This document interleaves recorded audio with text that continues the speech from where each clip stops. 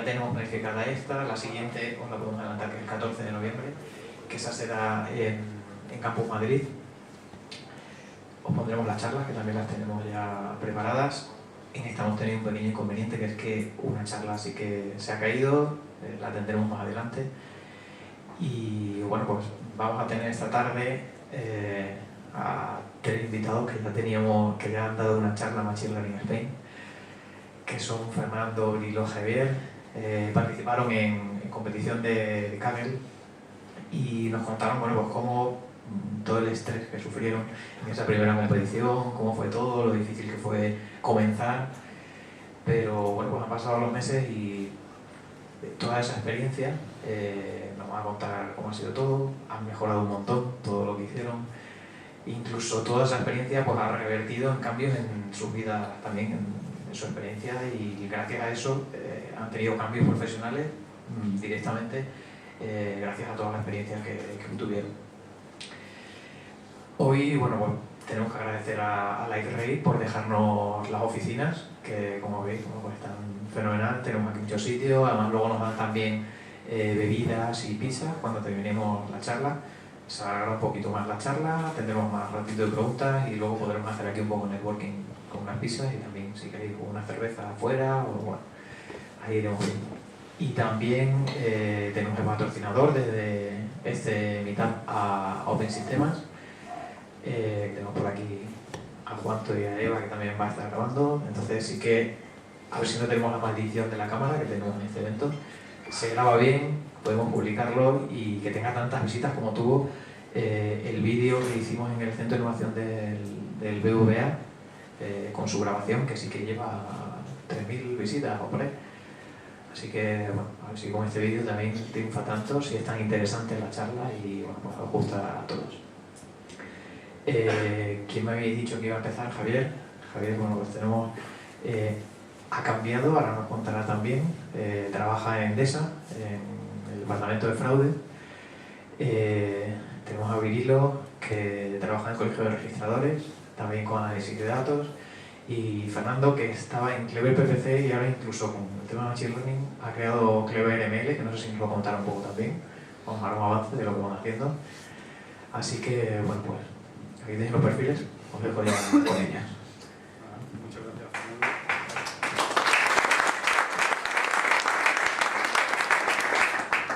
Bueno, muchas gracias, Fernando, y muchas gracias a todos por vuestra asistencia. Pues bueno, somos Virilo, Fernando y Javier, y venimos a hablaros de las competiciones en Machine Learning. Hablaremos de Kaggle, hablaremos de... Bueno, llevamos ya muchas competiciones en Kaggle, 14 o 15. Hablaremos de la que nos llevó a ser maestros, digamos, y comentaremos también un framework que fuimos trabajando durante todo este periplo de competiciones, ¿no? Bueno, primero, hablar de competiciones de Machine Learning es hablar de Kaggle, ¿no? Pero primero una pregunta, ¿alguien no conocía Kaggle? ¿No lo conocía? ¿Alguno ha participado en alguna competición en Kaggle? Vale, solo por tener una idea. Bueno, pues os vamos a contar, espero que sí podéis conocer mejor Kaggle. Bueno, Kaggle se ha convertido como en el nexo de unión a nivel mundial entre las empresas y los data science. Digamos que es una asociación win-to-win, ¿no? Es decir, las empresas o las instituciones públicas o los centros de investigación proponen retos, dan los datos y aportan dinero, obviamente, y proponen una competición, ¿no? Y la comunidad de data scientists pues acuden ahí o acudimos ahí aportando pues conocimiento, aportando código, que es lo que finalmente pues consiguen las empresas, ¿no? Ese código que les resuelve su problema, e incluso están fichando a muchísimas empresas, a muchísimas data science a raíz de Kaggle, ¿no? Y ¿qué se llaman los data scientists?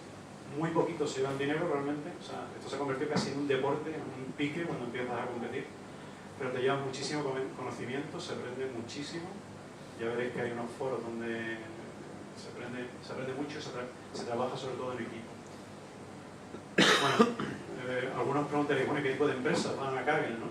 Bueno, pues van las mejores empresas, o sea, Banco Santander, Facebook, Amazon, BNP Paribas, el CERN, todas estas han puesto competiciones en Kaggle. Y como de grande es la comunidad de Data Scientists, ¿no? Bueno, pues a día de hoy más o menos somos 50.000 los que estamos dentro de Kaggle. Hay unos 3.000 novatos, que son personas que se han inscrito simplemente en la plataforma, todavía no han participado. Hay 44.000, se llaman contribuyentes, que ya han participado al menos en una competición. Luego hay unos 2.000 expertos. Luego veremos que los expertos son aquellos que han conseguido al menos 2 medallas de bronce. Digamos que Kaggle tiene una manera competitiva de fomentar la competitividad. Somos unos 800 maestros y hay 80 grandes maestros, son auténticos gurús. Bueno, deciros que esto es como la ONU, aquí hay gente de todos los lados, o sea, muchísima gente de India, de Estados Unidos, alemanes, españoles, todo el mundo está representado. Bueno, para que hagáis una idea cómo se clasifica, los expertos son aquellos que han ganado 2 medallas de bronce. 2 medallas de bronce a día de hoy, como casi todas las competiciones suelen tener más de 1000 equipos, pues significaría quedar 2 veces dentro del top 10% dentro de una competición. O sea, el tema cada día está como más complicado, porque cada vez más grande la comunidad y cada vez más difícil entrar en este top 10%. ¿no? Maestros serían aquellos que han alcanzado pues 2 veces el top 5% y una vez quedar entre los 10 primeros de una competición. Esto es realmente lo más complicado, o sea, quedar entre los 10 primeros es verdaderamente complicado. Luego contaremos nuestra experiencia y cómo fue aquella vez, ¿no? Y ya grandes maestros, hay que quedar 5 veces entre los 10 primeros y una vez participando tú solo entre los 10 primeros. Luego veremos que casi todo lo que hay ahora ya son equipos. O sea, es muy difícil, o sea, aunque todavía hay algún variante, pero cada vez se ven más equipos dentro del top 10. Bueno, ¿qué tipo de competiciones hay? Bueno, pues las hay premiadas, las hay de investigación, las hay de iniciación, hay distintos tipos. Si entráis en la plataforma lo podéis ver. Hay algunas, como Titanic, que están hechas para aprender, donde hay muchísima documentación. Realmente es un foro de aprendizaje magnífico. Y casi todas las competiciones que hay son problemas de machine learning supervisados. Es decir, donde te dan el target para que tú puedas entrenar y predecir en el test, ¿no? Os cuento 4 de ellas para que tengáis una idea, ¿no? Una, que fue la que nos enganchó a nosotros, fue AXA.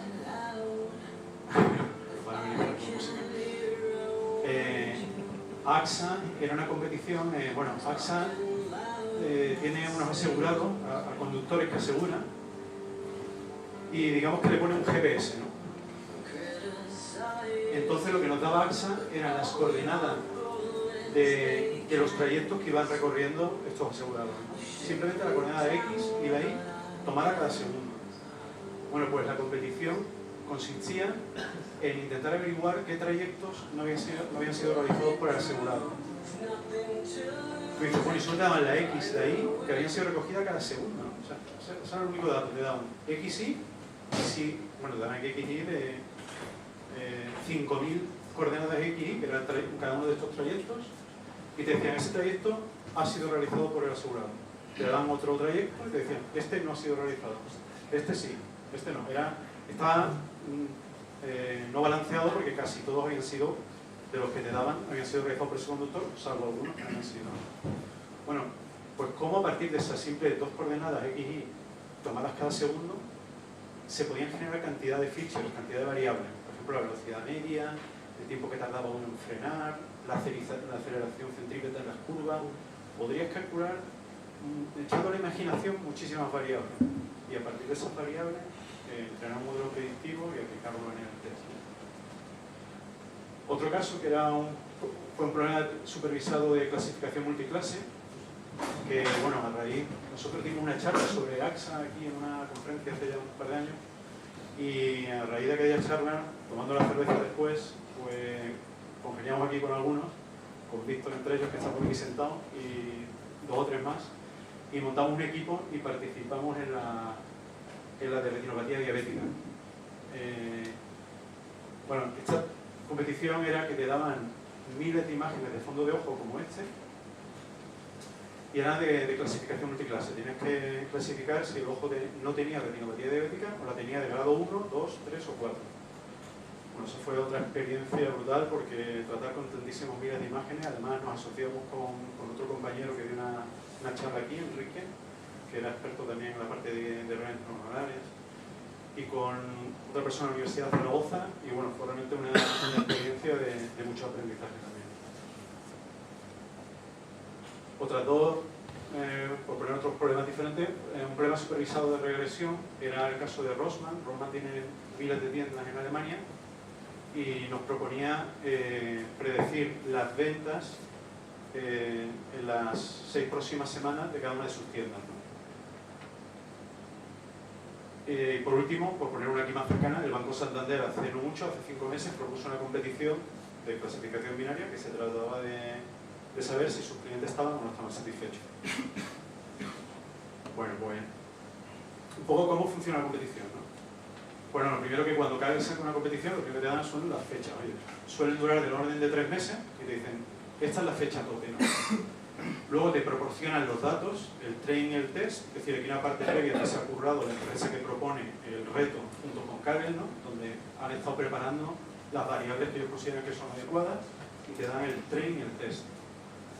Luego, Kaggle habilita un foro en cada competición. Esto es muy interesante porque te puedes apuntar al foro, puedes seguir los mensajes en el móvil y estás constantemente viendo lo que otra gente está preguntando, que es algo que te ayuda, ¿no? Cuando estás en medio de competición, tú tienes 500 preguntas, algunas no te atreves a preguntarlas, y la pregunta otro, y otras las preguntas tú, ¿no? Y luego tienes también un apartado de kernels, que es que Kaggle te permite ejecutar el código en sus servidores, y ese código es público, y también te permite compartir código, siempre que sea para todo el mundo, que todo el mundo lo reciba, ¿no? Todos los que estamos participando en la competición. Bueno, pues, aunque parezca mentira, la gente comparte mucho código, ¿eh? Y la gente hace preguntas, oye, ¿y este parámetro cómo? Y realmente la gente participa y responde. Sobre todo responde porque Kaggle fomenta 3 cosas. Fomenta la competitividad, por el tema de las medallas que hemos contado antes, pero fomenta también la participación en foros, que si tú puntúas positivamente a una persona que da una respuesta buena, pues digamos que otra clasificación que puntúa a los mejores colaboradores en los foros, ¿no?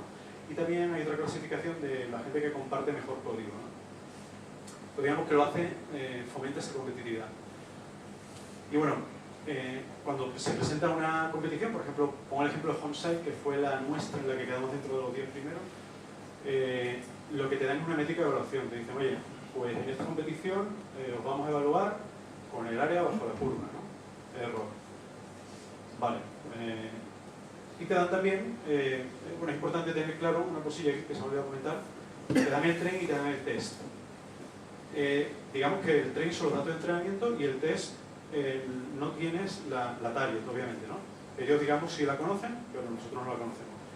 Entonces existe un public score, un leaderboard, es decir, un ranking donde vas viendo cómo vas, y en ese ranking te evalúan sobre el 30% del test. Es decir, cuando tú subes a Kaggle la predicción, subes a Kaggle la predicción para el test completo, pero no sabes de qué parte de ese test te están puntuando, ¿no? Ese 30% cuál es, porque así, si fuera del 100%, la gente podía empezar a probar cosillas, a ver el primero es un 1, el primero es un 0, y podías un poco inferir, ¿no?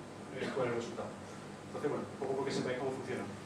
Entonces existe un leaderboard público, que es el que está viendo constantemente durante la competición, y luego existe un leaderboard privado, que es el que finalmente con el que te evalúan cuando termina la competición, que es con el 70% del test, normalmente. Bueno, aquí os pongo unas cuantas transparencias porque si participáis en Kaggle, pues la típica hoja donde te bajan los datos, el train, el test, te ponen algún ejemplo de cómo hacer una submission, te dan la métrica, te dicen la fecha que tienes.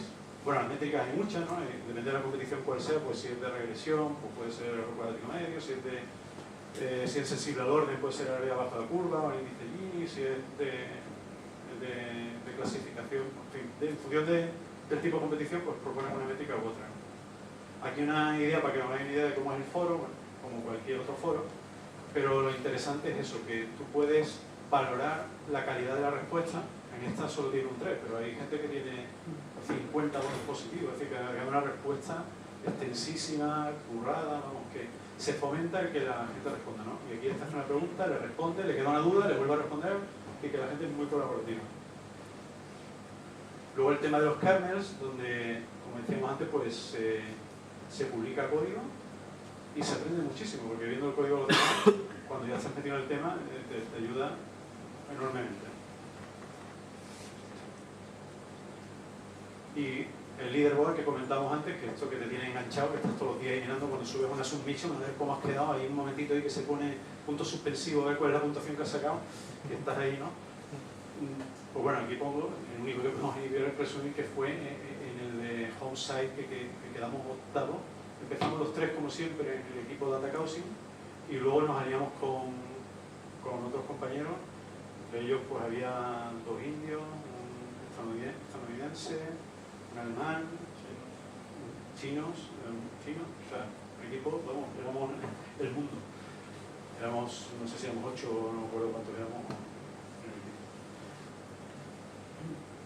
Bueno, pues aquí digamos que animar a apuntarse a competir, a perder el miedo, que de verdad que se aprende mucho.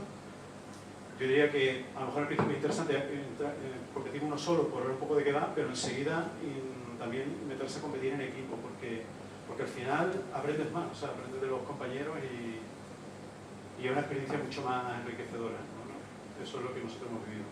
También es verdad que discutes mucho más, pero bueno, como dice un proverbio creo que africano, que si quieres ir rápido ve solo, pero si quieres llegar lejos, pues ve acompañado. ¿Qué lenguajes son los más utilizados, al menos en Kaggle y en Machine Learning en la práctica, a día de hoy? Nosotros diríamos que R y Python destacan totalmente. Pues los IDE de RStudio, y en el caso de Python hay varios, nosotros utilizamos Python, o Python y R para que nadie se moleste, porque en este hay mucho pique. Pero R y Python son los dos que destacan totalmente. ¿Qué paquetes y librerías se utilizan más? Bueno, pues aquí he puesto una relación de las fundamentales, ¿no? En R quizás hay más, y en Python a lo mejor se concentra mucho más en stpdlength, que echarle un vistazo, buenísimo, se aprende muchísimo con stpdlength. Nosotros el framework, el Boosterama, lo hemos hecho con Python, pero yo personalmente desde hace ya un tiempo me he pasado mucho a R, en el trabajo utilizo R y soy un enamorado de R, o sea que realmente diría que cada uno aporta tiene sus ventajas e inconvenientes. Para mí una de las antiguas ventajas de R era que era muy lento en algunas cosas, pero si se domina Data Table, esto empieza a ser potente, y yo por ahora no encuentro ningún problema que no haya podido resolver con R, con un ordenador, un Mac o un pequeño servidor no demasiado potente. Solo destacar 2 librerías que, bueno, scikit-learn en Python, bueno, he nombrado Data Table como Deplir es otra que se utiliza muchísimo, y también igualmente potente, un poco más quizá para grandes volúmenes de datos de Data Table. Y luego XGBoost. XGBoost merece una transparencia para eso. El algoritmo que ahora mismo, desde el año pasado, está en todas las competiciones de Kaggle es XGBoost. XGBoost, su creador está en Chen, de la Universidad de Washington, y fue en 2015 cuando salió a luz. Y desde que salió, la ventaja es que Kaggle se prueba todo ipso facto, o sea, bueno, pues competición tras competición, consistentemente ha sido ganador en muchísimas de ellas o ha participado en la solución ganadora. Aquí os dejamos bueno, muchos lo conoceréis, pero si no lo conocéis, pues aquí está el paper, donde los autores lo desarrollan, y hay un vídeo muy bueno en YouTube de Tianqi Chen, donde comenta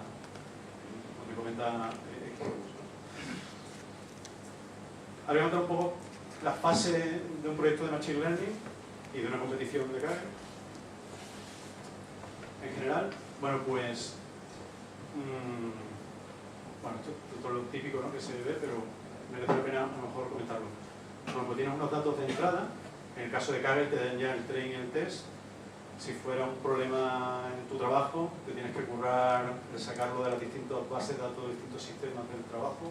Pues tiene ahí un trabajo que hace en Kaggle y la empresa que que propone el reto, pero bueno, si te toca a ti hacer el trabajo, tienes su curro.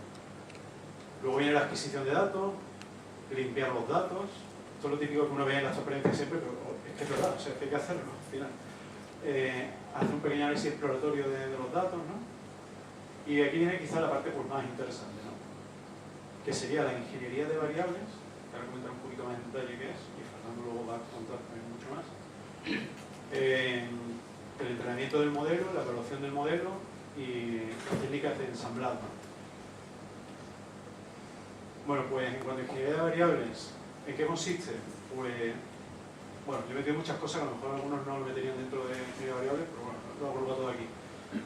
Consiste en aquello que decíamos antes de AXA, ¿no? Por ejemplo, ¿no? Te dan simplemente la X y la Y cada segundo y de ahí eres capaz de sacar la velocidad media en las curvas, la aceleración en las curvas, el tiempo que tardaba en frenar. Es decir, los datos escondían unas variables que tú las puedes sacar. Entonces, eso sería generar nuevas features o variables a partir de las variables que te están dando. O combinar features, combinar variables unas con otras. Pues no sé, te dan los metros cuadrados de la vivienda, te dan el precio y a lo mejor te interesa más la relación precio por metro cuadrado, ¿no? Esa combinación tan simple, ¿no? Transformar features, pues no sé, normalizar las variables numéricas, hacer un one-hot encode, un dummy variables en las variables categóricas, este tipo de cosas sería ingeniería variables, ¿no? También he metido aquí dentro reducir el número de features, ¿no? A lo mejor hacer un análisis de componentes principales para reducir la dimensionalidad o hacer una selección de las variables más relevantes, algunos algoritmos como XGBoost, como Random Forest o una regresión lasso, pues te ayudan a hacer una selección de las variables más relevantes. También sería ingeniería variable enriquecer tus datos con otros datos externos que no te están dando. Pues, no sé, irte al INE y sacar datos del censo, sacar datos demográficos, sacar datos de temperatura, que te ayudan a resolver tu problema. En Kaggle lo puedes utilizar siempre que los datos sean públicos. Que cualquier persona lo podría haber utilizado. Para esto hay un plan, no sé si sabéis, pero está data.gov, el gobierno de Estados Unidos ha liberado muchísimos datos que ha hecho público para que la gente los explote.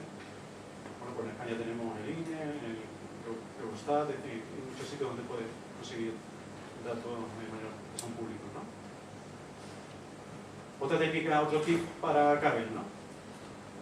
Sería utilizar cross-validación, es decir, cuando a ti te dan el conjunto de entrenamiento, puedes utilizar varias técnicas, podrías entrenar directamente con todos los datos, ¿no?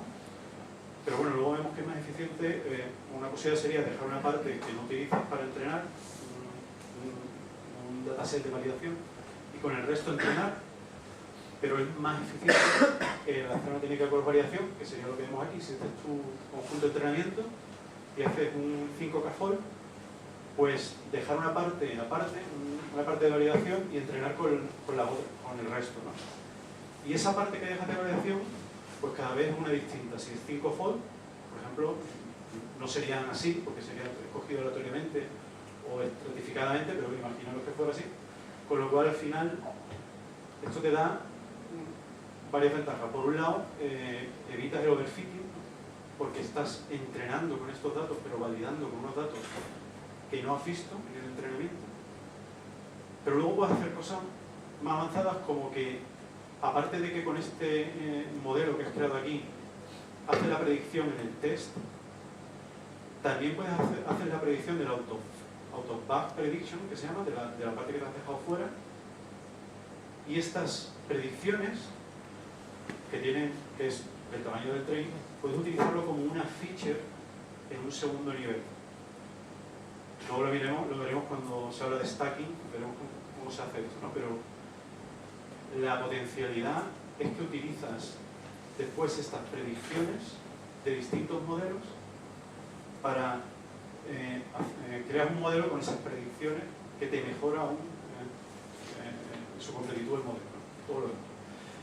En el caso de que los datos fueran series temporales, pues la cross-validación la tienes que hacer con el cuidado de que con el pasado predice el futuro. O sea, que tienes que hacer una moving window así para que siempre no predigas con datos del futuro el pasado. Otra técnica importantísima que se utiliza en Kaggle, que se utiliza en la realidad, pues sería hacer un ensamblado. Imagínate que, imaginaros que es mucho mejor no generar un único modelo, sino generar una diversidad de modelos y luego combinarlos para generar una mejor predicción. ¿Qué técnicas hay de ensamblado? Pues muchas, ¿no? Poner un ejemplo, si fuera por ejemplo la media de esos modelos, imaginaros que tenemos un modelo que como predicción, o sea que está intentando separar la clase azul de la clase roja, genera esta línea verde, ¿no? Aquí habría bastante overfitting, ¿no? Porque si ahora yo meto una bola nueva, azul, aquí va a considerarla como roja, ¿no? No parece que generalice muy bien, ¿no? Lo ideal sería que el modelo, digamos que separara con esta curva negra, ¿no? Entonces, ¿qué pasa? ¿Qué ocurre? Que al promediar varios modelos, lo que se tiende es evitar este overfitting, se tiende hacia la curva esta negra de separación. Esa es una de las ventajas del ensemble, que generalizamos más, ¿no? Entonces hay distintas modalidades, pues dependiendo del problema. Una sería, por ejemplo, una votación por la mayoría. Tienes varios modelos, 3 te están diciendo que es azul, uno que es rojo, pues azul, ¿no?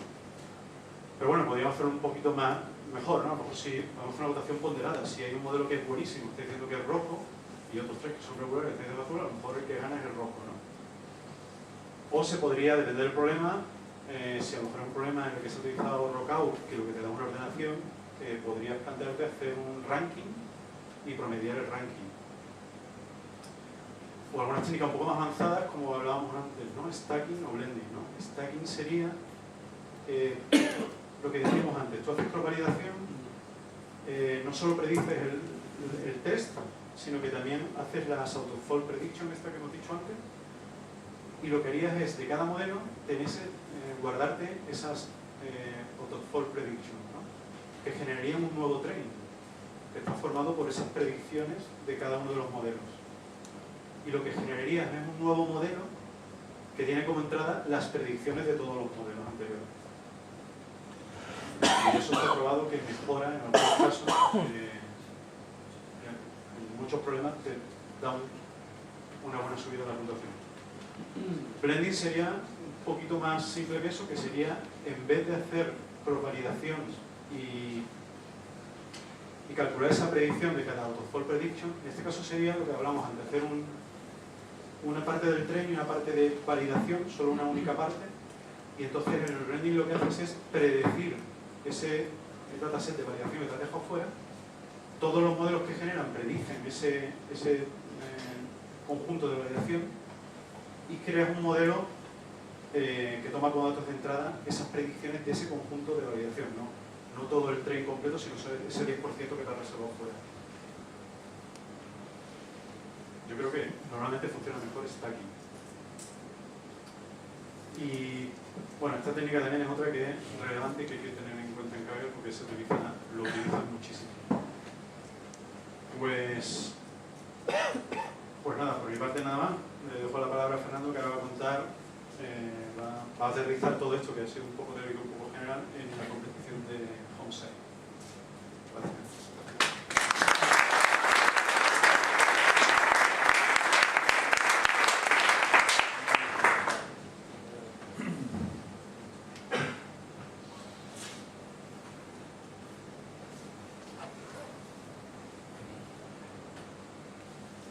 Hola. Bueno, decir que estoy un poco cascado de la voz, así que espero que me podáis escuchar bien. Como decía Javier, voy a hablar de la competición de Homesite, que es la competición en la que nosotros conseguimos quedar octavos, empatados con el séptimo, empatados a la misma 100 milésimas. O sea, es un milagro, pero bueno, ellos quedaron séptimo y nosotros octavos. Esta competición ocurrió desde finales del año pasado hasta febrero, o sea, 3 meses de nuestra vida. Todas las tardes y noches y fines de semana estuvimos enfocados en esta competición.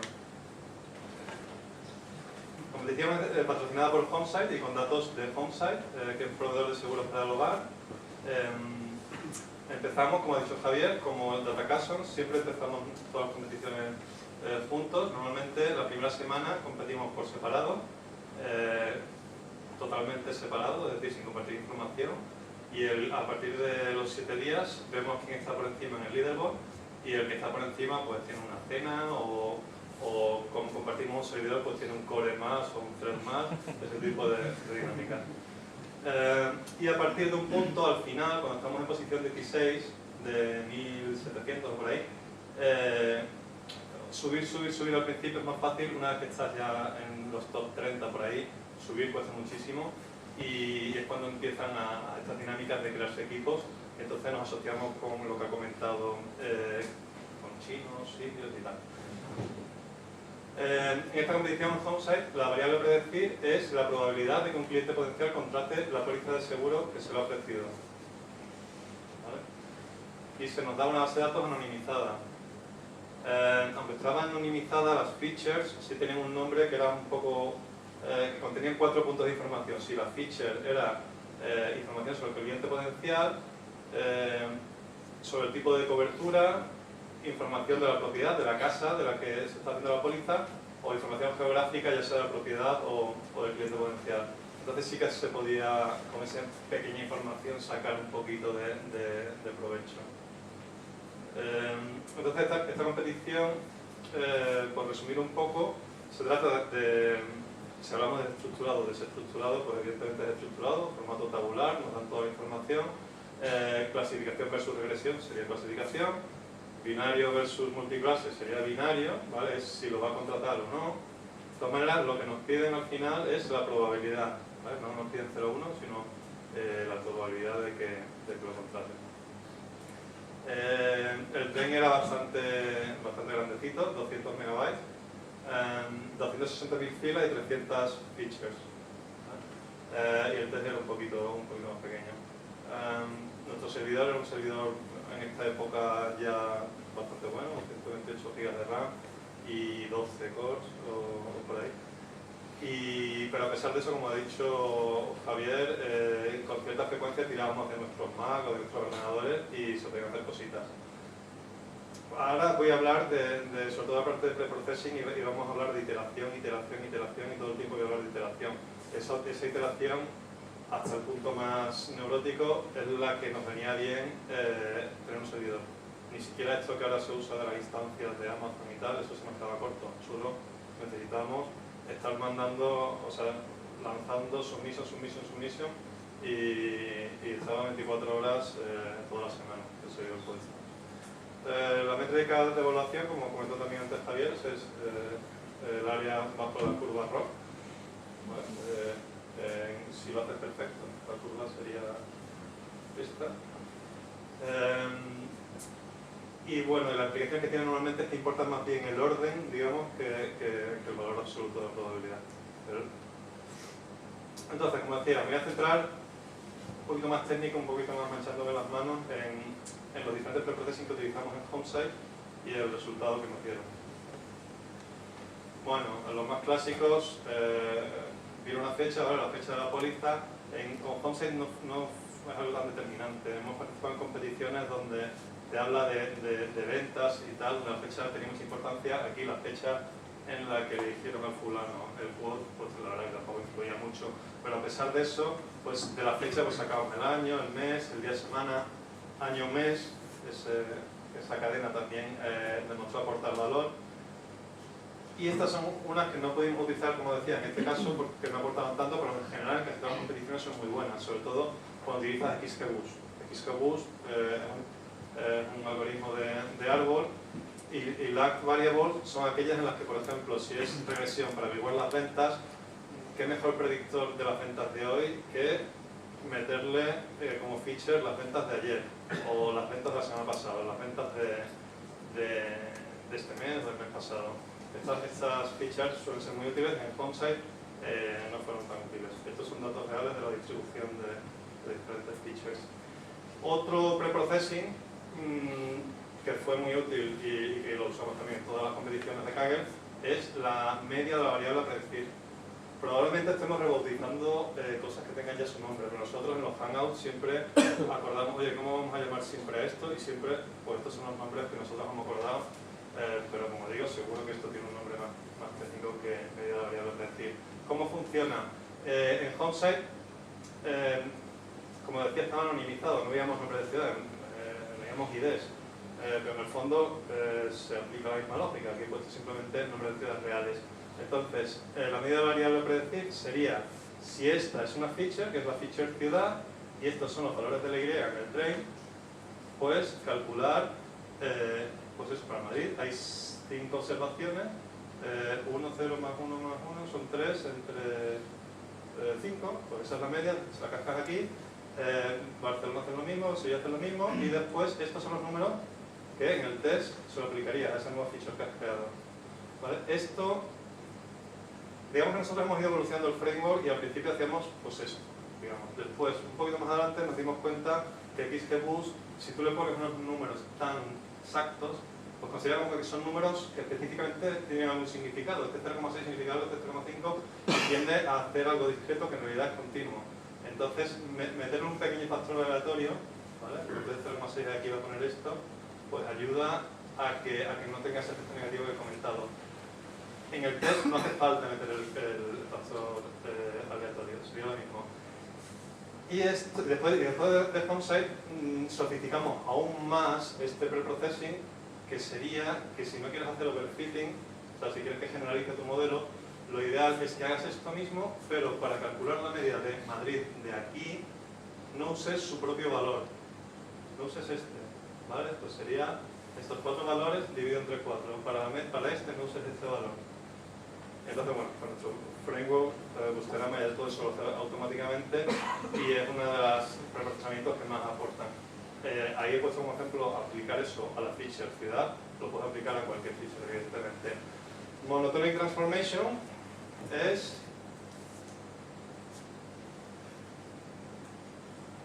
yo no sé si me he explicado bien, pero esto es muy intuitivo lo que estamos haciendo. Es básicamente la media de lo que Madrid, si fuera venta sería más fácil. Oye, de media, Madrid ¿cuánto vende? Esto, pues se lo casco como feature, que va a ser un buen predictor, ¿no? Este es un poco menos intuitivo, pero demuestra ser útil. Y ahora después explicaré exactamente qué es demuestra ser útil. Esto es contar cuántas veces aparece cada valor de esta feature, ¿no? Estamos creando una nueva feature a partir de la feature ciudad y es ¿cuántas veces aparece Madrid? Pues ponemos 5. ¿Cuántas veces aparece Barcelona? 2. Pues tal.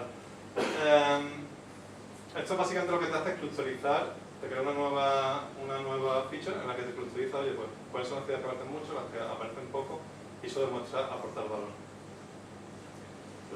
Y volviendo a cómo sabemos nosotros si al final aporta valor o no, lo comentó antes Javier, cross-validación es la clave. Bueno, nosotros tenemos dos instrumentos, uno cross-validación y otro subirlo al public leaderboard. Kaggle te permite, como ha dicho Javier, subir una submission, decir, oye, ¿qué nota saco? Y te da un resultado, te da una nota basada en un dataset, que no va a ser el dataset final, pero bueno, es una orientación. Entonces, si por cross-validation, lo importante realmente, digamos, no es que con cross-validation tú saques el score que vas a sacar después en el leaderboard. Eso no es importante. Lo más importante es que direccionalmente consigas un sistema de cross-validación que funcione. Es decir, que si cuando añades una feature o quitas una feature, has subido tu score en cross-validación, que también suba en leaderboard. Una vez que consigas tener esa infraestructura, que no es tampoco 100% fácil, muchas veces cuando empiezas te creas un cross-validation, sobre todo si hay fechas de por medio, es complicado, pero una vez que lo tengas, eso te permite lo que te lleva antes, iterar al máximo. Estar iterando, sabes que cuando en cross-validación mejoras la nota, que lo vas a mejorar también en leaderboard. Dummy variables, este es otro clásico. Tú tienes la feature ciudad y creas un montón de features binarias. Madrid, pues donde apareciera Madrid sería 1, 1 y donde no apareciera sería 0. ¿Vale? El problema que tienes, si tienes una feature con 100.000 levels, pues vas a crear 100.000 columnas. Hay maneras de gestionarlo y puedes decir, por ejemplo, que a partir de los valores que se repitan menos de X veces, pues le pones un other o lo que sea.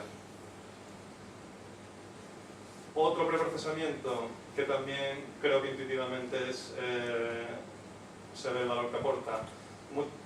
La información muchas veces viene, en el caso de FontSight en concreto, por formularios. ¿Vale? Este no es el formulario real que usa FontSight, por cierto, pero bueno, la información del cliente que tiene muchas veces es por un formulario. Entonces, creemos que hay un cierto patrón de la gente que rellene muchos campos versus los que no los rellenen a la hora de ver la probabilidad que tiene de conversión? Pues sí, ¿no? O sea, un tío que ha rellenado 2 campos versus un tío que ha rellenado 40, creo que intuitivamente se ve que hay una correlación positiva de que va a convertir. Entonces, ¿cómo se traduce esto a la hora de preprocesar? Pues contar el número de nulos que tengas horizontalmente. Muchas de las features lo hacen verticalmente, pero tú cuentas en tu observación, ¿vale? En la observación ID 3415, tú cuentas el número de nulos que tienes, o de no nulos, sería más bien en este caso, y lo pones en una nueva feature. Y sacas siempre al portavalor. Es una que escuchamos menos normalmente. Cuando hablamos de iterar, nosotros tenemos un sistema de iteración bastante poco estándar, o sea, no en un formato rollo SQL, es este tipo de cosas las que nosotros creamos para iterar. Entonces, hemos hablado de preprocesamiento, pero ¿a qué columna le aplicamos ese preprocesamiento? Podemos decir, oye, pues las strings, a todas las strings, podríamos str o a todos los integers, o a todos los no sé qué, o a las top 10, por ejemplo, o a las top 12, que serían las 12 principales por feature importance, ¿vale? Nosotros persistimos la información de feature importance, que hablaré después cómo se calcula, y nosotros podemos decir, oye, pues mira, quiero hacerle un one-hot encoding a todas las strings que tengan, que sean del top 10, ¿vale? Solo a esas, a las demás no. O las del bottom 5, o sea, a las menos importantes. Por ejemplo, quiero dropear las bottom 5. Veo si aporta valor, si aporta, me quedo con eso y ya sigo iterando. O quiero, por ejemplo, si quiero hacer un one-hot encode, un dummy variables, como comentaba antes, si tienes esa feature tiene 100.000 levels, 100.000 valores únicos diferentes, pues no le hacer un one-hot encoding para que me cree 100.000 features, que al final la mayoría no predice nada. Entonces, oye, pues quiero hacerle solo a las strings que tengan menos de 20 levels, por ejemplo. O quiero aplicarle cierto preprocesamiento a las top 25 más correladas a la Y. O quiero dropear las 5 menos correladas a la Y.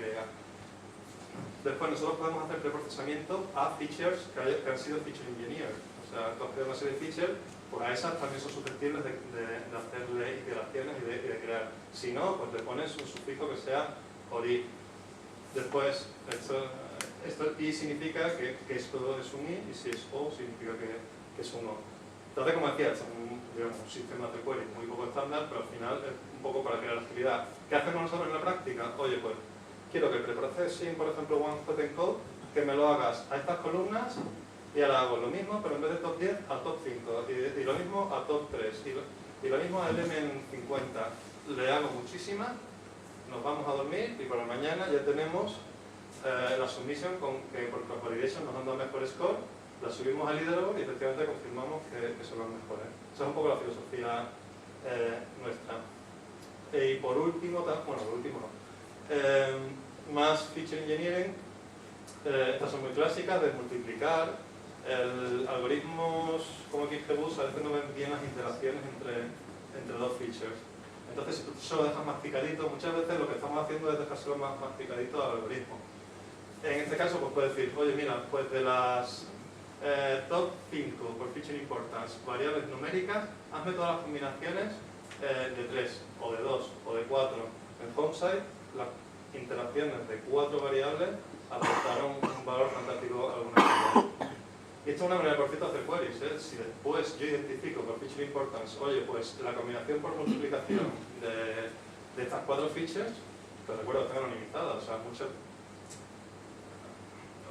o sea, el origen, digamos, de todo esto es porque estamos hablando de variables anonimizadas, pero incluso dicho eso, creo que con variables no anonimizadas probablemente usaríamos un approach de iteración también bastante similar porque creo que aporta valor. Entonces, lo que estaba comentando, si identificamos una serie de cosas concretas, sin queries ni cosas raras, tú le puedes enchufar aquí, oye, multiplícame estas 4 variables.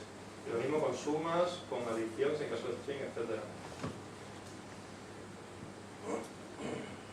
Vale, y estos son algunos, por enumerar un poco más rápido, algunos preprocessing que también aportaron valor con Homesite. Float quantile Tú tienes una feature que son que es un float y eso a lo mejor no parece muy intuitivo. Oye, tienes un float y me lo vas a discretizar poniéndole un valor del 1 al 100 y con eso esperas ganar valor. Pues sí, pues se consigue. O sea, si tú pones los percentiles del 1 al 100 o los cuantiles del 1 al 4 o a esa feature, que era un float, a veces vas a aportar valor. Y en el caso de Fonsaid, con muchas features, el float quantile funcionó. Estos son de imputación, son clásicos. Cuando tienes NA, cuando tienes valores nulos en una feature, pues se puede meter la media, la mediana, se puede meter la media utilizando otra feature de apoyo, como puede ser la ciudad o lo que sea. Una serie de técnicas y todas están implementadas en Boosterama. Perdón. Bueno, normalización, estandarización, todo este tipo de cosas. Windsurfing no merece la pena, pero bueno, hay muchas técnicas de preprocesamiento. Como hablamos antes, al final lo que estamos buscando es, o sea, uno de los elementos claves es el feature importance, ver cuáles son las features que de verdad aportan más valor. XGBoost y muchos otros algoritmos tienen dos maneras de calcular los principales. Una es F-score. F-score es bastante simple, es simplemente contar el número de veces que una feature se ha visto envuelto en un split dentro del árbol.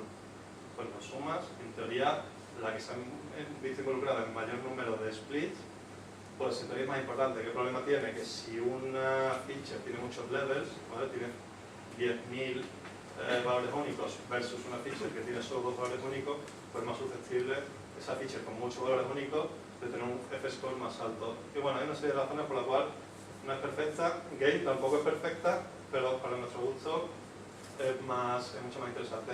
Esto, por cierto, es la visualización de todas las features de Fonsaid ordenadas por Fonsaid. El nombre, como no aporta mucho, tampoco lo hemos puesto.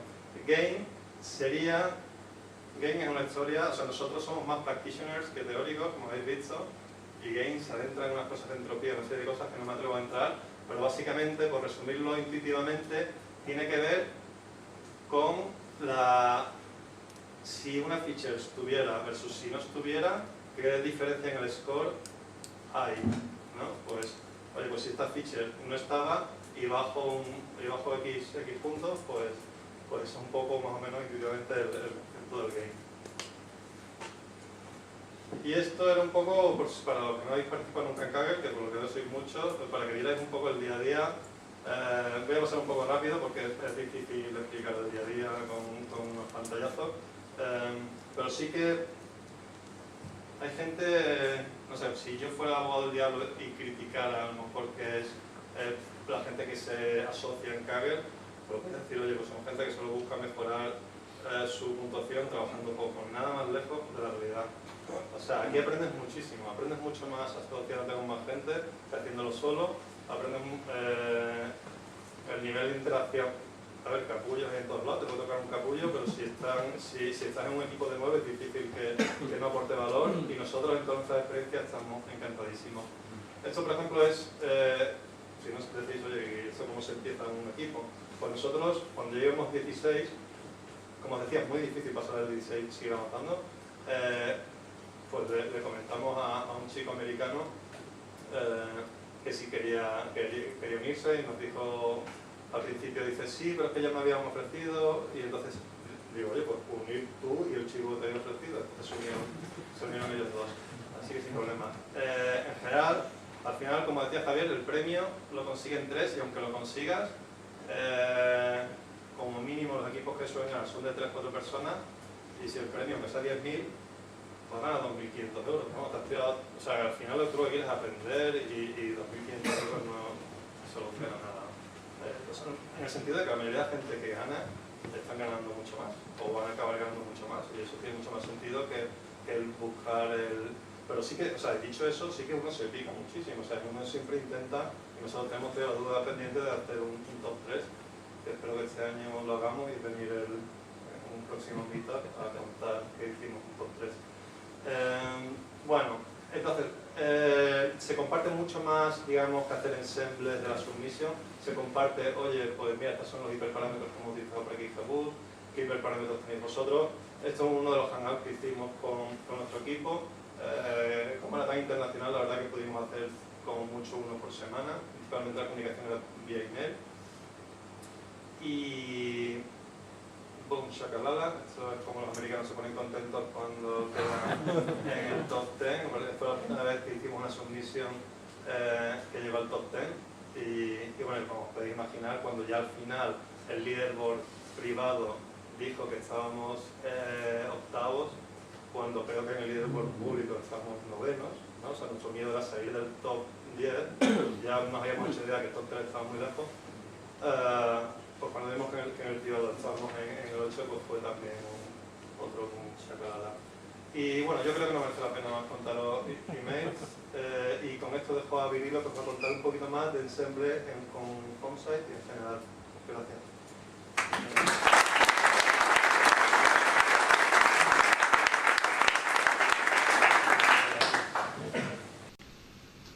Hola a todos. Ahora vamos a hablar de nivel 2 y de ensembles. Estas dos prácticas son muy recomendadas en el contexto de competición de Kaggle. Pensar que todos esos modelos de la izquierda estaban en el top 30 y utilizando este tipo de soluciones consigue uno colarse dentro del top 10. La recomendación es hacerlo al final, porque si lo haces al principio vas a ir arrastrando con el ensemble toda la vida. Haces un ensemble, luego mejoras tu single model, uno de tu single model y lo colocas aquí. Venga, pues hacer el ensemble otra vez. Y si estás haciendo varios modelos, pues es una locura. Se debe hacer al final, ¿no? Comentaros que estos ensembles, hablamos de ensembles y de nivel 2. En este caso hay nivel 1, nivel 2, nivel 3 y nivel 4. Hablamos de ensembles, como decía antes, cuando hacemos promedios, cuando cogemos un montón, por ejemplo, por votación. Si fuera una categórica, pues 4 modelos dicen que es Madrid y uno dice que es Sevilla, ¿no? Bueno, pues será Madrid, ¿no? Pero también se hacen promedios, ¿no? Luego veremos un poquito qué cosas se hacen. Y el nivel 2 es coger y enchufar a la entrada de un modelo predictivo la salida de todos estos modelos. Esto también funciona muy bien. Vamos a ver lo que estamos mezclando cuando mezclamos dos soluciones. En este diagrama de dispersión tenemos una predicción hecha con un modelo y otra con otro modelo totalmente distinto. Si hubiéramos tenido una diagonal perfecta, significaría que los dos modelos están completamente de acuerdo, es decir, de nada me va a servir entremezclarlos.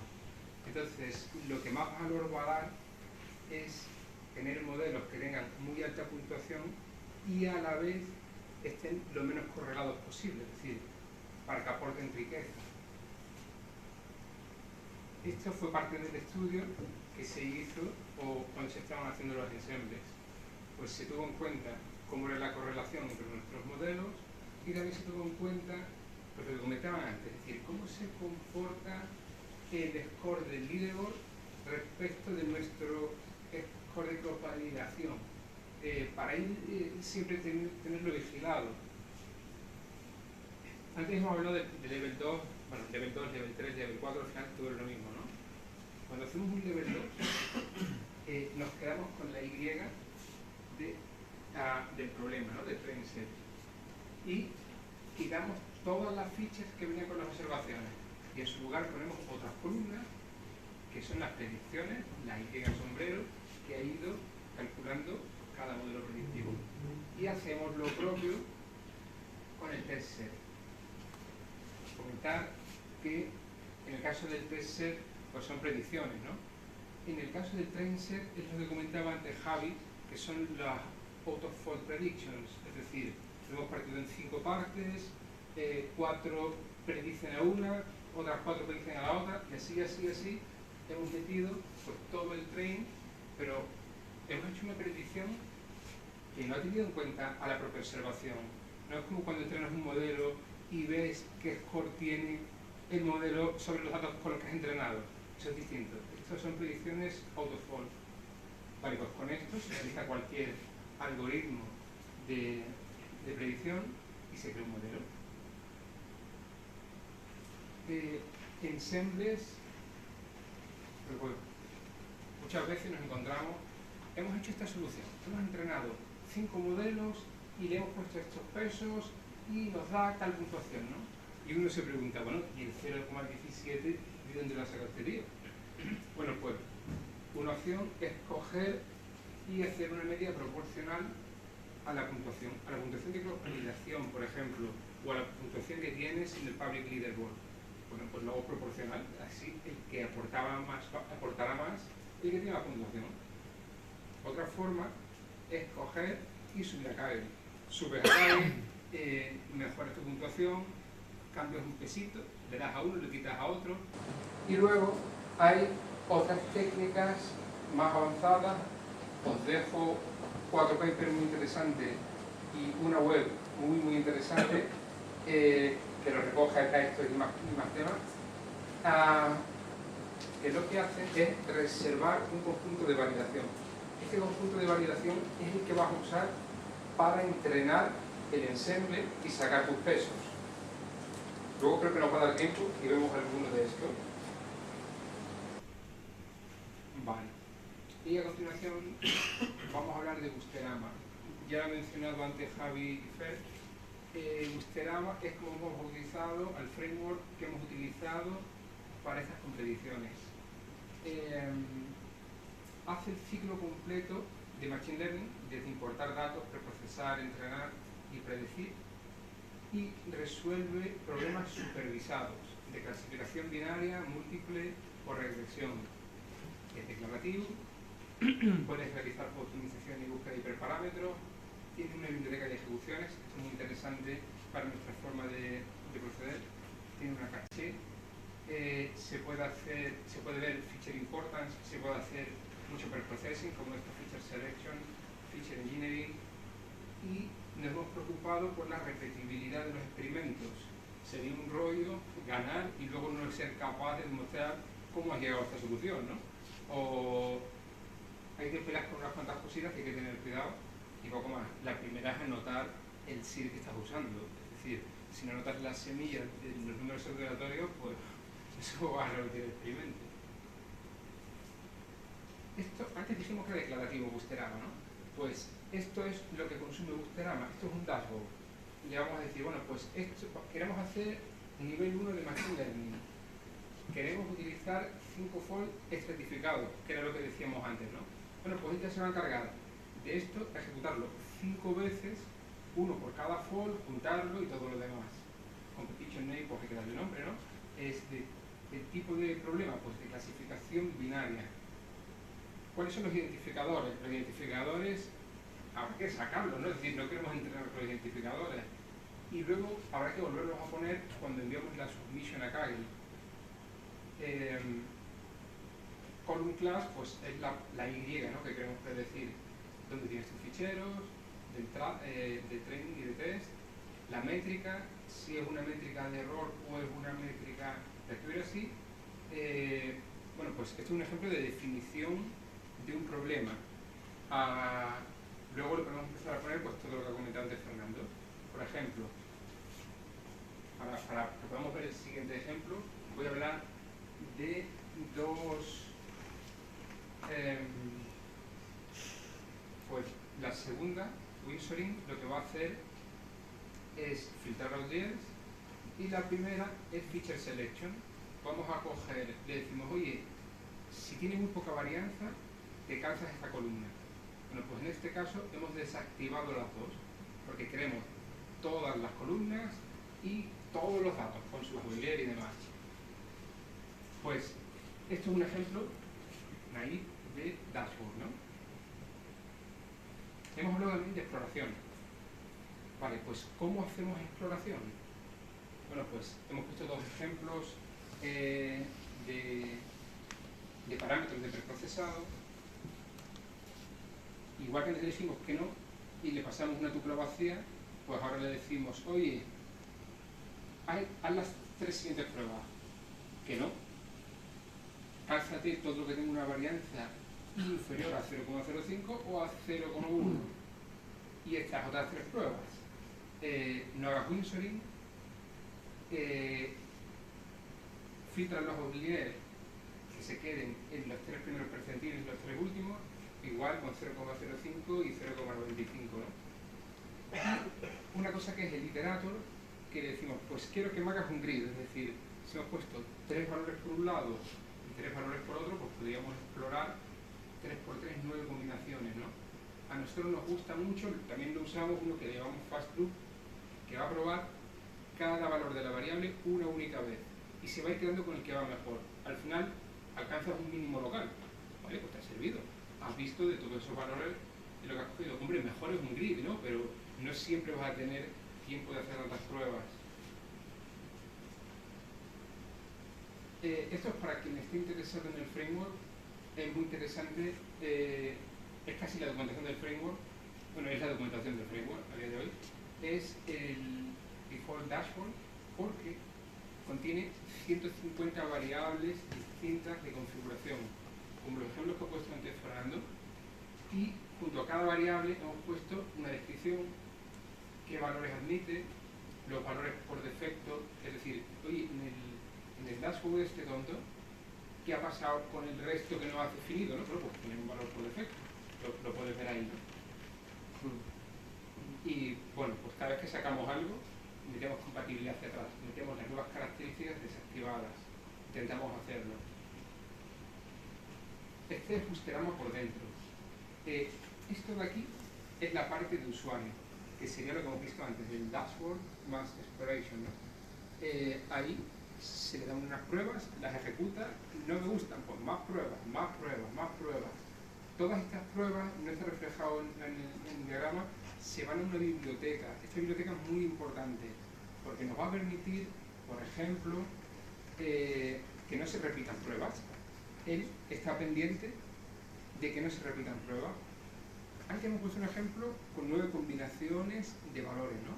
Pues supongamos que digo, no, voy a meter otras variables más y algunos valores más nuevos, ¿no? No tengo que estar preocupado yo de que no se ejecuten otra vez esas pruebas. Él ya coge y se las salta y dice, bueno, pues ya es el resultado y la puntuación que damos. Y eso es muy interesante también porque puedes parar la ejecución. Es decir, antes decía Fernando, pues lo dejo por la noche, sí, pero luego cuando vuelves de casa todavía sigue ejecutando. Bueno, lo paras, lo miras, cambias lo que quieras aquí y sigues ejecutando sin preocuparte que todo lo que hiciste antes no se va a volver a ejecutar. El engine hace todo el ciclo de Machine Learning completo.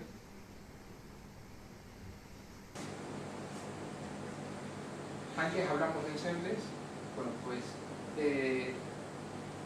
y recomendé 4 lecturas, ¿no? Muy interesantes. Pues fijaos de qué forma más fácil vamos a implementar la primera.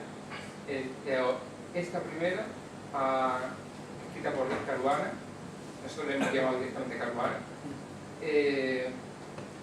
Simplemente escogemos y le decimos con una query SQL, quiero que me cojas de la librería todos estos experimentos y que le hagas un ensemble tipo Caruana. Vale. Igual con nivel 2 de Machine Learning, que aquí en vez de hacer un 2 Caruana podemos hacer un 2 ML. Y gracias a la biblioteca poder hacer query y decir, bueno, pues ¿qué haré con los que tengan un score de cross-validación por encima de 0,97? Que los demás no me interesa. Bueno, como creo que no da tiempo, no sé si... antes hemos mencionado un algoritmo para hacer ensembles, ¿no? Que es este de Caruana, ¿no? Pues de forma iterativa lo que se va a ir haciendo ronda tras ronda es probar cada modelo. Como teníamos antes, explicó Javi, las Y sombrero de cross-validación, podemos ver qué puntuación dan y decir, o con un simple set de validación, pues puedo coger y decir, venga, cojo el primer modelo, lo comparo con la Y verdadera y a ver qué puntuación da. Vale, pues pongo también el segundo y lo divido entre 2. Oye, pues ha funcionado. Hemos conseguido un 0,90. Los demás no aportaban, estropeaban lo que teníamos. Bueno, pues venga, volvemos a hacer otra ronda. Pues tenemos 2 y otros 3 ceros. A lo mejor ya en la siguiente ronda ya este de aquí se ha colado, con menos peso, pero se ha colado, ¿no? Y de esta forma van saliendo pues estos misteriosos pesos que a veces vemos, que es una idea bastante sencilla, a la vez que rápida de implementar. Lo que hemos hecho hasta ahora ha sido seguir a los número 1, leer los foros de Kaggle sobre los de las publicaciones y el propio blog, reutilizar cada idea, es decir, pues si aprendes una cosa, la reutilizas, buscar un buen set de validación y correlación. Esto en la práctica real también, no es una competición, es decir, si uno no se puede fiar de su validación, pues sus experimentos no tienen valor, ¿no? Dejar los ensembles para el final, es decir, hasta que uno no consigue tener buenos modelos, o viendo todo lo anterior, no entra esta parte de los ensembles. Que si llegas al top 50 en una competición de 2000, que es que puedes llegar al top 10.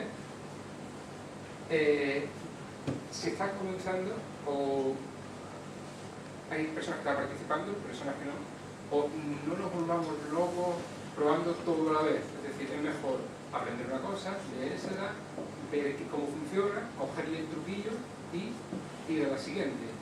Si no, también te puedes volver loco. Bueno, trabajar en equipo, como decía antes Javi, ¿no?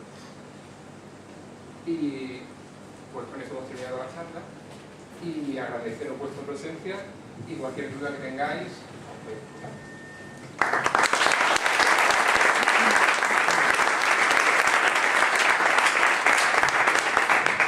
Muchas gracias a ustedes, la verdad que ha sido un análisis en profundidad esta vez y se ha visto la evolución respecto a la primera vez.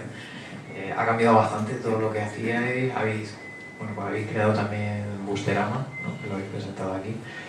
Y bueno, pues se ha notado desde luego el avance y también los resultados que hemos tenido en la clasificación. Antes de empezar con las preguntas por toda la gente, que seguro que hay unas cuantas, os quería pedir que comentarais un poco lo que ha supuesto todo esto también a nivel profesional. Decimos que los premios realmente tampoco son tan impresionantes como para dedicar semanas de trabajo, pero sí que pues la recompensa tanto personal como quizá profesional sí que puede ser, ¿no? Que comentaréis un poco en vuestro caso qué ha supuesto.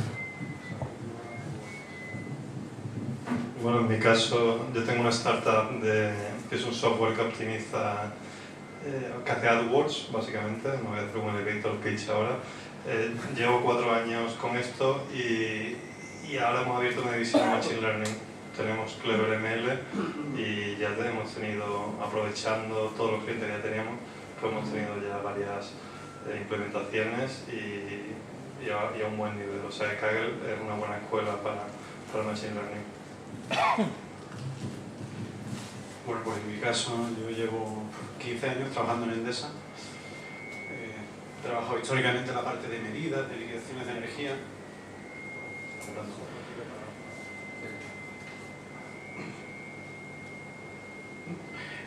Y bueno, a raíz de todo esto, cuando empezamos con el Machine Learning, que realmente te engancha, o sea, cuando empecé con el tema de las competiciones, inicialmente ha sido mi ocio, parte de mi ocio, ¿no? Que me encantaba.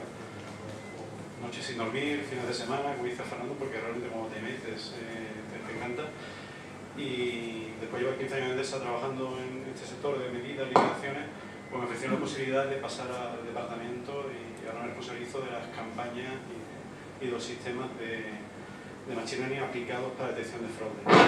Y ahora estoy pues disfrutando el doble porque lo que antes no conocía bien es el trabajo, pero se lleva mucho mejor el trabajo cuando es algo que te gusta.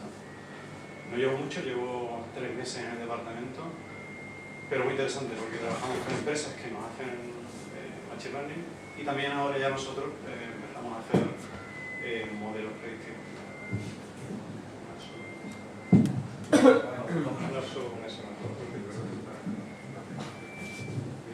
Bueno, pues en mi lugar me han ofrecido hacerme responsable del proyecto de BI que ahora mismo está incipiente.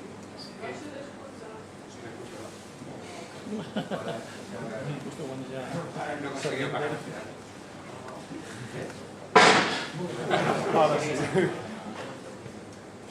Bueno, pues me han ofrecido hacerme responsable de un proyecto de BI que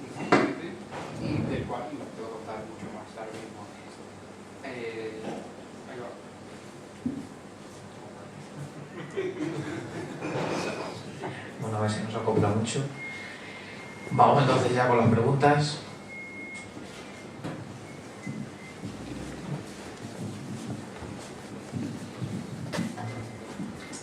Hola, buenas. Yo, bueno, no soy usuario de Kaggle, pero lo conocía ya, pues, es difícil no conocerlo, si está metido en esto.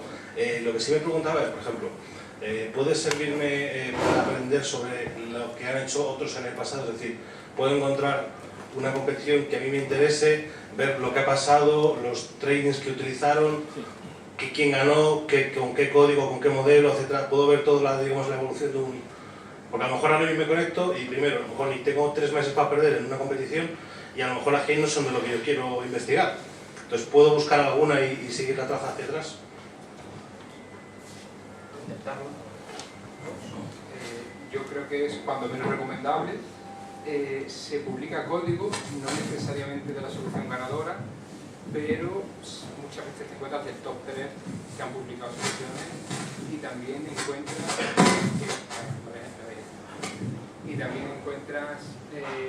si no código, descripción de lo que han hecho las 3 personas que han ganado la competición. Y además se puede seguir haciendo submissions una vez acabada y te da el private leaderboard. O sea que yo, por ejemplo, en mi empresa estamos haciendo ahora NLP y necesitamos scrapear webs y sacar keywords de ellas, y había una competición que se llama Crowdflower que era precisamente de eso, que una serie de humanos habían manualmente puesto la relevancia de una keyword a un site, que es justo lo que yo me tocaba hacer de no haber encontrado este dataset. Este dataset ahora es entrenamiento para nuestro modelo y funciona bastante bien. Si son muy antiguas las competiciones, algunos datasets ya están cerrados, pero la mayoría siguen activos. Si tienes un framework o una empresa que está desarrollando algún software de Machine Learning, es ideal, Kaggle, porque puedes probarlo, como ha dicho Fernando.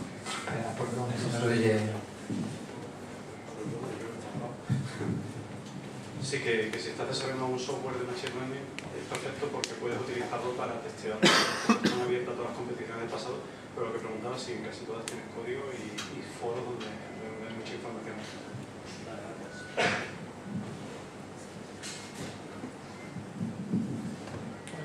Por aquí.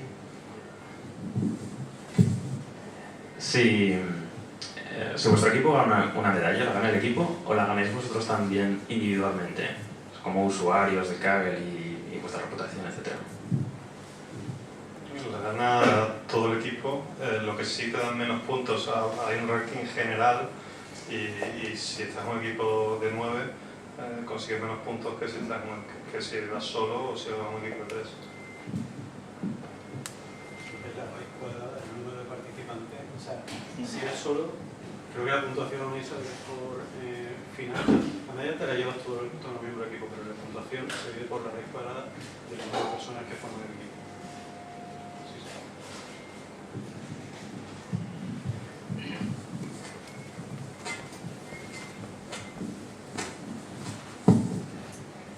Buenas. Antes habéis comentado que un poco la magia para poder empezar a tirar todos estos procesos iterativos era asegurarte que el score que te daba tu cross-validation luego iba a coincidir con el que te daban en Kaggle. Esto, fuera de Kaggle, viene a significar que tú te aseguras de que tu cross-validation no te tiene overfit, no te tiene tal, o sea, va a ser válido. ¿Cuál es el proceso que habéis utilizado para intentar aseguraros de que eso es cierto, de que el cross-validation que estáis haciendo es correcto?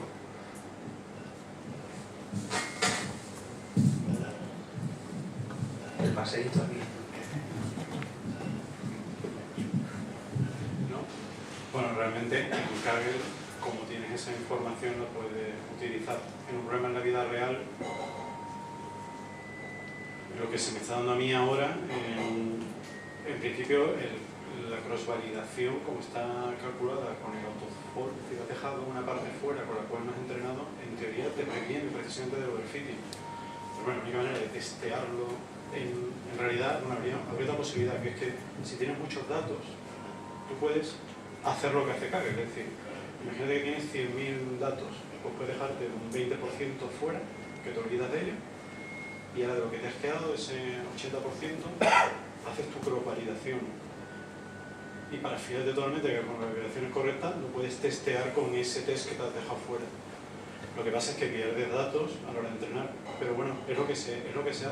Otra opción, en mi caso también, es testearlo en campo. Una vez que ya tengo por ejemplo, el caso de fraude, ¿no?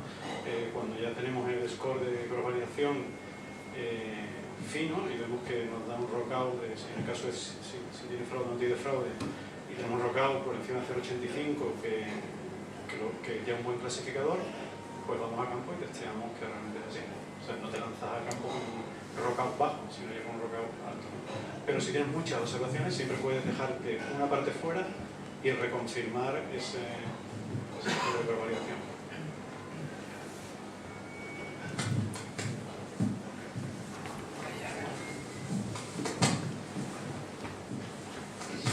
Bueno, muchas gracias por la presentación, excelente. Tengo dos preguntas. Una de ellas, bueno, habéis dicho que tenéis poca experiencia en el trabajo, o vamos, que habéis cambiado de sector o lo que sea, ¿no? Pero ya en vuestro trabajo o en Kaggle, las empresas que han patrocinado este tipo de concursos, ¿sabéis si han implementado XGBoost y todo esto como parte de sus procesos?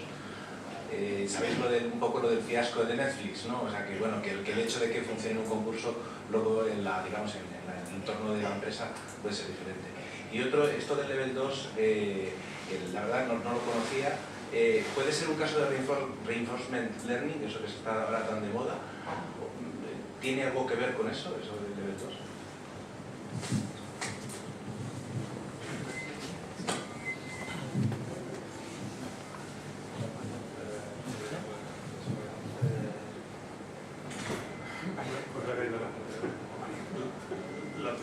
Sí, se han implementado efectivamente. En el caso de Netflix es paradigmático de gastarse 1 millón de euros en una solución que al final parece que no la pudieron implementar porque era un mega ensemble de miles de modelos. En Kaggle hay varios patrocinadores que han hecho 5 o 6 competiciones. Yo entiendo que eso es una prueba de que sí las implementan. Una cosa que se propuso en los foros de Kaggle en el pasado era dar un premio a una solución que pueda ser lanzada en el servidor de Kaggle, que el servidor de Kaggle creo que tiene 8 GB de RAM o algo así. Entonces, cualquier solución que ganara esa competición sería mucho más utilizable que una competición que utilice un ensemble de un montón de modelos, etc. O sea que, pero sí que hay muchas empresas, Facebook y varias, que están continuamente poniendo competiciones, o sea que yo diría que sí que ven valor. Y respecto a lo de reinforcement learning, como decía, yo soy más practitioner que teórico y no me atrevo a meterme en esos berenjenales, la verdad, no sé si...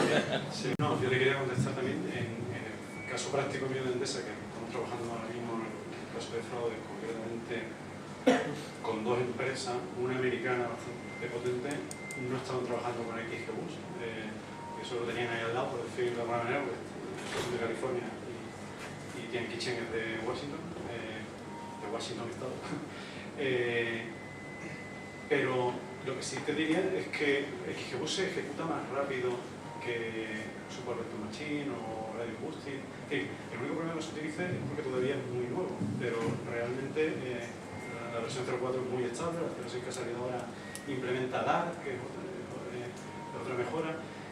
Yo lo que veo, y las personas que nosotros estamos trabajando ni siquiera lo conocían, ¿no? Porque a lo mejor no se han metido en ese mundillo final, pero que es totalmente implementable y que es algo rapidísimo, es decir, que no es algo donde viene la carga pesada, como decía Fernando, es en los ensembles. Sí. A lo mejor aquí por intentar ganar un pequeño valor metemos demasiados modelos que a lo mejor no te interesa en la práctica, pero XGBoost por supuesto que sí. Y reinforcement learning no te sabría responder, o sea que tampoco te... Si queréis lo comentamos después. Vale, sí, de acuerdo.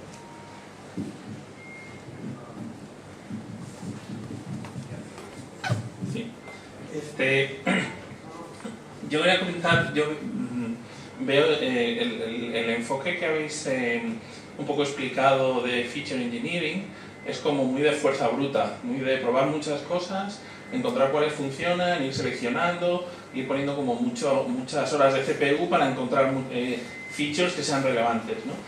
Esto me imagino que puede funcionar muy bien en esta competición, en la de Santander, en competiciones que tienes como muchas features distintas, que cada una ni siquiera sabes muy bien qué es, pero en otro tipo de competiciones no veo cómo podrías aplicar esto. Por ejemplo, se me ocurre la de AXA, la de las rutas, que ahí el feature engineering era completamente distinto. Vamos, yo participé en aquella y el feature engineering era muchísimo más heurístico, mucho más de, bueno, a ver qué se me ocurre, a ver. Quería preguntaros, comentasteis que esa fue vuestra primera competición. Me imagino que haríais algo distinto, hicisteis una versión distinta de esto mismo, o cómo, si podéis comentar un poquito.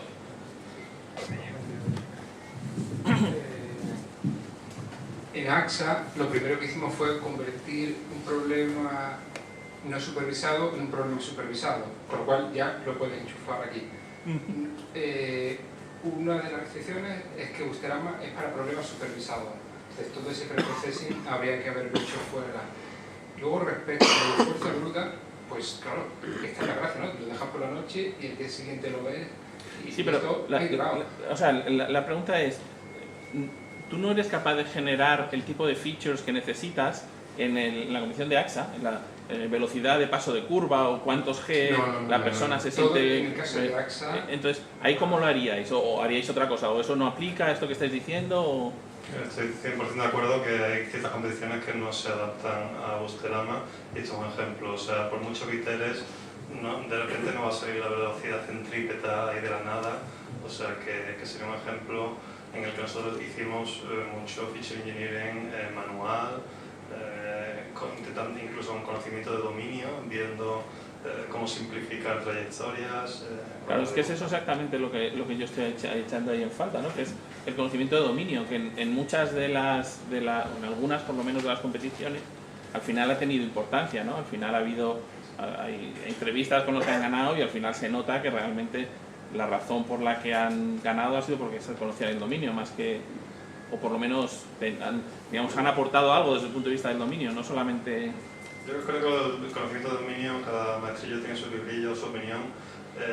Yo soy más en la línea de que cuando tienes información estructurada y es supervisado, olvídate de dónde viene. Deberías de ser capaz, y si hoy en día no se puede, en algún momento va a haber, que un algoritmo saque información suficiente a partir de ahí.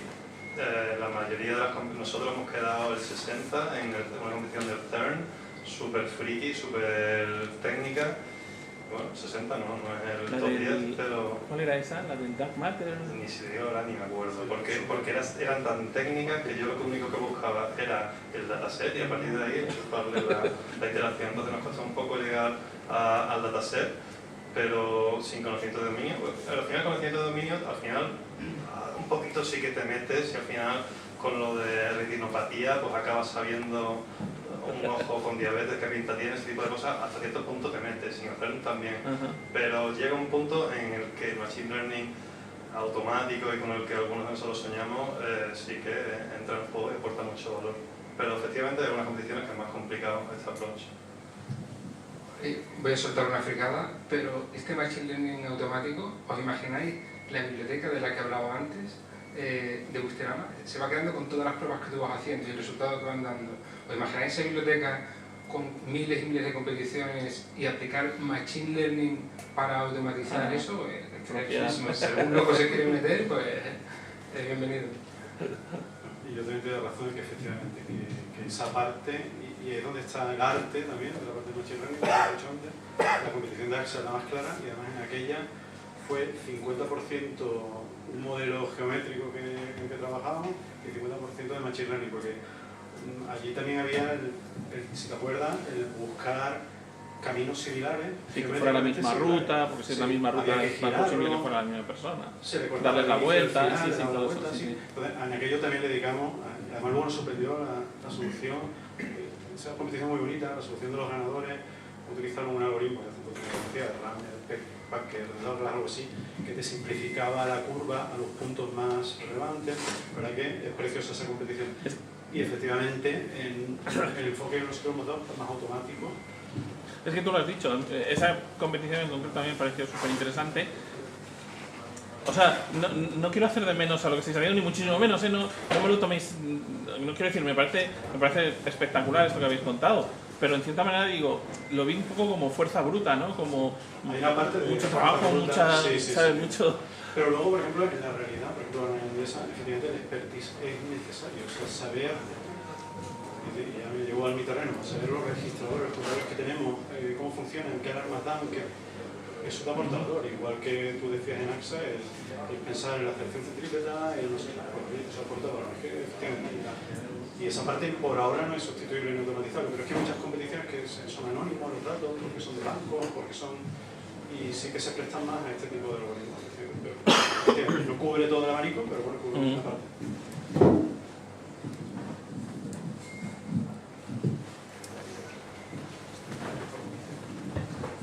Gracias. Bueno, yo tenía un comentario al respecto de la última pregunta. Recientemente había una competición que se llamaba AutoML, una competición muy larga que ha durado un par de años y que precisamente el propósito era lo que estábamos hablando, diseñar un pipeline completo que sirviera para cualquier competición. Entonces, no la he seguido, no sé cómo ha terminado, pero la idea era que en la última fase de la competición, digamos que tu software, tú subías tu software y ese software se iba a aplicar a una competición que en principio no sabías los detalles de la misma. Y aparte tenía otra pregunta, ya os devuelvo el micrófono, sobre el servidor de 12 cores. Parece el método de trabajo ideal, ¿no? Tener un buen servidor y un equipo de gente que pueda interactuar con él. No tiene pinta de ser barato, entonces, ¿de dónde salió ese servidor? ¿Lo habéis roto una hucha?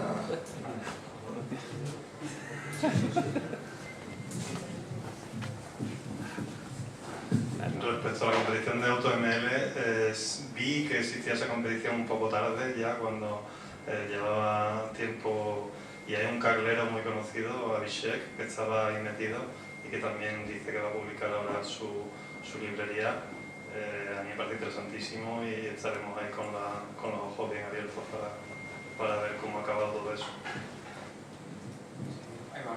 Respecto de romper la hucha y demás, usamos un servidor dedicado de VH. Estoy haciendo propaganda, no tiene nada que ver con nosotros, pero resulta bastante barato la computación. Y luego, al final, 12 cores, realmente son 6 cores, 12 threads, que al dividir entre 3 cabemos a 4 cores por barba, que es un ordenador normal, ¿no? Es decir, con un portátil de gamer entras perfectamente en Kaggle y te sobra la GPU. Si te vas por Deep Learning necesitarás GPU, claro. Y aquí os he puesto un poco como el hardware para Kaggle. Lo teníamos preparado porque es una pregunta típica. ¿Qué hardware usas? ¿No? Lo habíamos contado, pero bueno, pues CPU en general, cuanta más mejor. Es decir, más CPU, más experimentos, suele ser el cuello de botella y no garantiza el éxito. Es decir, se hace fuerza bruta, pero es supervisión humana. Es decir, lo dejas por la noche y lo recoges el día siguiente y ves qué tal ha ido, ¿no? Y vas metiendo nuevos inventos, ¿no? GPU para Deep Learning y memoria no suele ser limitante en Kaggle. Con 2 GB de RAM pues es limitante, ¿no? Pero, por ejemplo, la de Bimbo ha sido limitante en memoria. La gente también, la falta de recursos agudiza el ingenio, ¿no? A nosotros con 128 GB nos sobraba memoria por todos lados. Ni siquiera sé cuánta memoria consumíamos porque no era importante. Los 3 ejecutando a la vez y no era limitante. Nunca hemos tenido problemas por falta de memoria RAM. Bueno, evidentemente con 128 GB no los tienen, ¿no? Pero la gente no protesta por eso.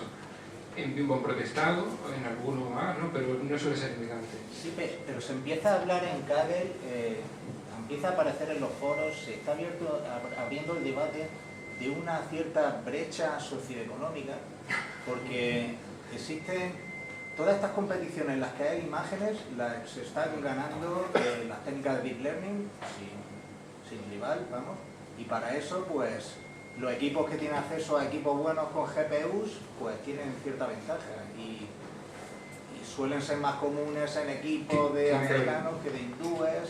Tiene que haber una brecha porque entre distintos países, pues el nivel adquisitivo, por ejemplo, yo he hablado de un portátil de GPU que es el que muchos le habréis comprado a vuestros hijos y que tendréis en casa dos, por decir algo, o uno, y si no lo podéis comprar, ¿no? Pero a lo mejor, claro, en la India pues, puede ser distinto y demás, sí. Las competiciones a día de hoy son por accuracy y el que tiene mejor precisión o menor error es el que gana. Y no se está teniendo en cuenta pues la paradoja esa de Netflix que decíamos, ¿no?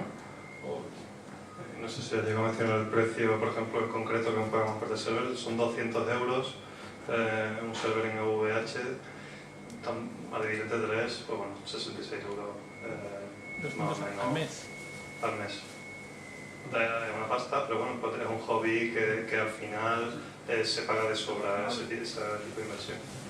Ahí llevamos desde el principio pensando si nos comprábamos un servidor o alquilábamos. Y empezamos alquilando y cada vez se te hace más complicado porque la inversión es grande, ¿no? Pero pensamos, bueno, si lo compramos se nos va a quedar obsoleto, por un lado, ¿no? Esa era un poco la duda. Y por otro lado, comentarte que con un ordenador normal, como el portátil mío, bueno, yo puedo tirar y ejecutar cualquier competición. El único problema es que no lo dejamos corriendo porque al final te lo terminas cargando. Más que en el servidor es por ahí hacemos lo que sea y si se estropea es el servidor de la VH.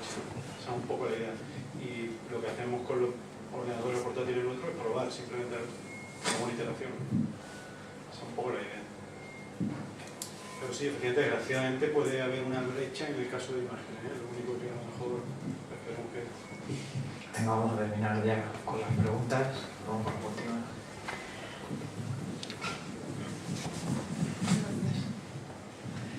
Bueno, primero decir que yo creo que con Kaggle se puede aprender mucho. Yo empecé en su día también con Kaggle y está muy bien.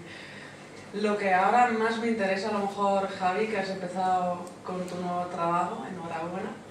Lo que yo he hecho en falta mucho de Kaggle es, que me parece un poco fuera de la realidad, que sí que los datos te lo proporcionan empresas, que son reales, supuestamente, pero ya te lo dan tratado por un lado, y te falta evidentemente conocimiento de campo, al no ser que por casualidad te toca una competición que ya sepas de algo. Y bueno, el objetivo es claramente diferente, o sea, la empresa quiere que prediegas algo, pero tú quieres ganar. Esos son para mí dos caminos diferentes. Entonces, ¿cómo lo estás ahora enfocando en tu trabajo nuevo? De cómo te buscas tú la vida de buscarte los datos en los cuales te vas a basar para predecir fraude, por ejemplo. Yo entiendo lo que vas a hacer es supervisado, ¿no? ¿Cómo, por ejemplo, te enfrentas cuando te encuentras con un dataset que solo contiene variables categóricas? Bueno, adelante. O no supervisado. Búscate datos, búscate la manera de trabajar ahora en la vida real, que para mí es un poco diferente a lo que hacéis en Kaggle, que creo que no es del todo automatizable. Que bien huelen las pizzas por aquí atrás. Bueno, pues contesto un poco la pregunta. Efectivamente, yo ahora en la vida real me estoy contando alguna diferencia, pero al final me lo estoy llevando a mi terreno. Lo que me he hecho es una competición de Kaggle interna. Es decir, lo que me he construido es mi train y mi test. O sea, yo no tenía nada, tenemos que predecir el fraude. Y digo, bueno, yo necesito un train y un test. Y al final es qué variables meto en el train, porque claro, en Kaggle efectivamente lo daban ya las variables. Ahora, pues ha sido esa parte que es un poco costosa, pero simplemente porque ahora tengo que pedirle a la gente de ICT, oye, necesito extraer de la base de datos tal la curva de los clientes de los 10 últimos años, necesito la marca del modelo del registrador que tiene que introducir. Tienes que pensar un poco las variables que necesitas, pero al final es muy útil Kaggle, porque lo que he hecho al final es lo mismo, crearme mi propia competición, crearme mi train y mi test. Efectivamente tiene una dificultad porque tienes que velarte con la gente del sistema, tienes que sacar los datos, tienes que tú pensar qué datos pueden serte útiles, ¿no? Pero a partir de ese punto, cuando tienes tu train y tu test, para adelante, es igual que aquí. Solo añadir también, algunas competiciones dejan información exterior. Tú puedes aportar datasets, la única condición es que tienes que publicarlo en el foro. En ese sentido, al final se convierten este tipo de competiciones en un poquito más similares a la vida real. Porque si quieres de verdad ganar, lógicamente, mientras más datos tengas, será mucho más fácil. Bueno, yo creo que ya le hemos hecho un interrogatorio, así que ahora con las pizzas que nos patrocinan la IRI podemos seguirle preguntando más y más. Te dejamos comer una porción de vez en cuando, pero podemos seguir preguntando un poco más. Como decía, el siguiente meetup será el 14 de noviembre en Campus Madrid. Publicaremos la información. Y nada más, muchas gracias por asistir a todos. Gracias a estos ponentes maravillosos que nos han tenido aquí entretenidos un buen rato. Y un aplauso para ellos para cerrar.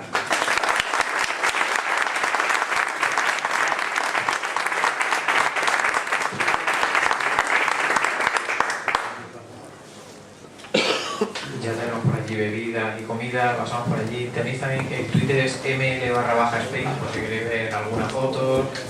Open Systems ha estado publicando el vídeo en directo también y se publicará por si queréis verlo. Muy bien, y a ver, vamos.